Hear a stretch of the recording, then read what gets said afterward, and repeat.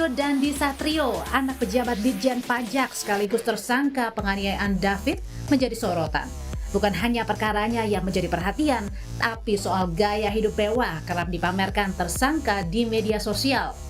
Koleksi kendaraan, mobil, dan motor mewah nilainya fantastis untuk seorang anak Ditjen Pajak. Kekayaan ayah Mario Dandi pun langsung mendapat atensi.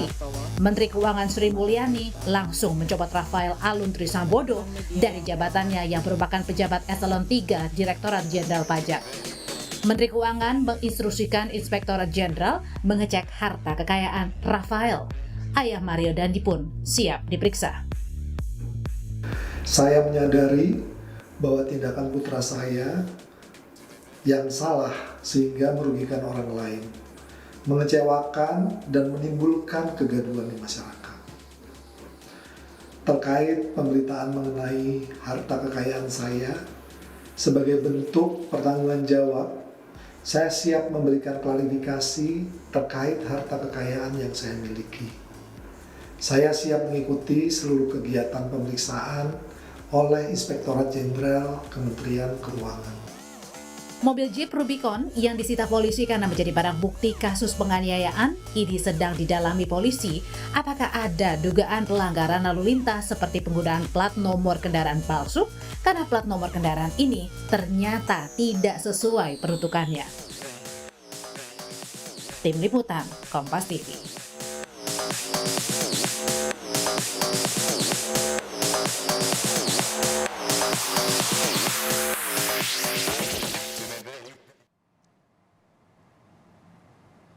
Informasi paling baru dari kondisi David, korban penganiayaan anak pejabat Ditjen Pajak, kita tanyakan ke jurnalis Kompas TV, ada Renata Panggalo. Renata, hingga hari kelima David ini belum sadarkan diri. Apa sebenarnya menjadi penyebab korban belum juga sadarkan diri?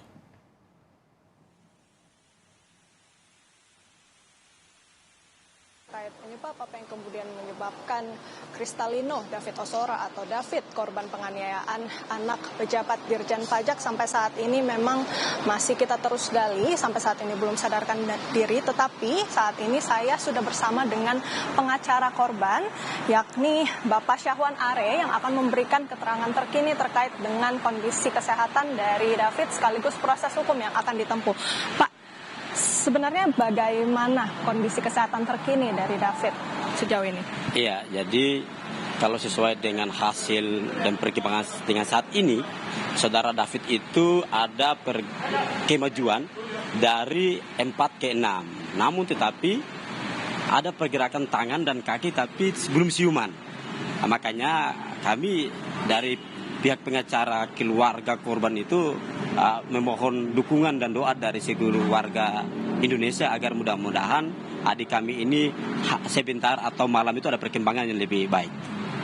Ya baik Pak Syahwan, kita juga, saya sebenarnya tadi sudah bertanya begitu ya kepada paman dari David yang mengatakan bahwa skala tingkat kesadarannya itu sudah meningkat, yang awalnya 4/15 sekarang 6/15. Ini ada kemajuan. Nah sebenarnya diagnosa paling baru dari pihak dokter sendiri seperti apa Pak? Ya, kalau hasil diagnosa untuk perkembangan itu masih di 6/15 tadi. Sehingga untuk kami sih berharap ketika sudah sampai di tingkat 6/15 itu sudah harus siuman.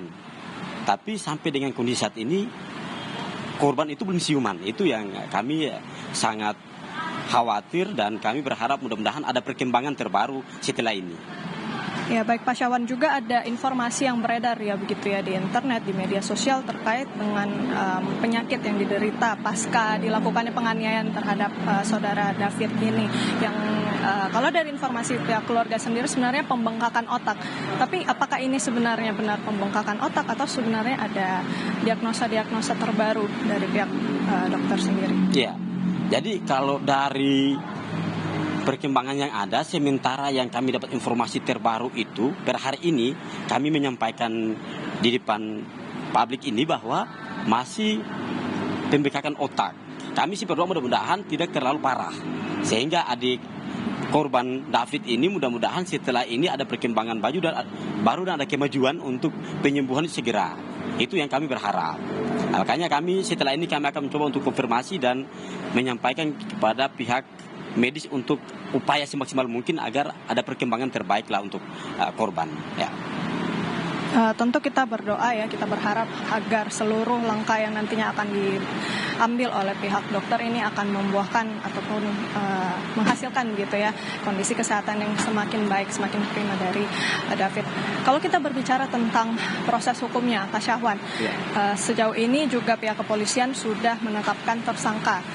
Dari pihak korban sendiri apa langkah hukum selanjutnya? Ya, kami sih pada prinsipnya begini, kami mengapresiasi langkah cepat Polres Metro Jakarta Selatan untuk menetapkan tersangka. Tapi lewat perkembangan yang kami dapat itu sudah 2 tersangka yang sudah ditetapkan. Kami sih berharap, karena sesuai fakta-fakta yang ada itu semestinya A itu adalah otak awal sehingga harus ditetapkan sebagai tersangka juga. Karena mulai lewat A ini sehingga terjadi proses sampai dengan si korban ini dianiaya dengan brutal seperti begitu. Terima kasih Pak Syahwan untuk informasi lengkapnya terkait kondisi kesehatan dan juga proses hukumnya. Tentu saudara kita berharap dan kita berdoa agar kondisi kesehatan dari David Ozora ini bisa semakin baik. Dan kami tentu masih akan menunggu bagaimana kemudian kelanjutan dari kasusnya. Sejauh ini pihak kepolisian telah menetapkan tersangka yakni saudara Mario. Dan kemudian kita masih akan tunggu apakah nantinya saksi-saksi lainnya akan ditetapkan sebagai tersangka, karena masih ada kemungkinan nantinya saksi-saksi ini akan ditetapkan sebagai tersangka. Audrey. Renata Mangalo, jurnalis Kompas TV, terima kasih informasi terbaru dari Mayapada Hospital.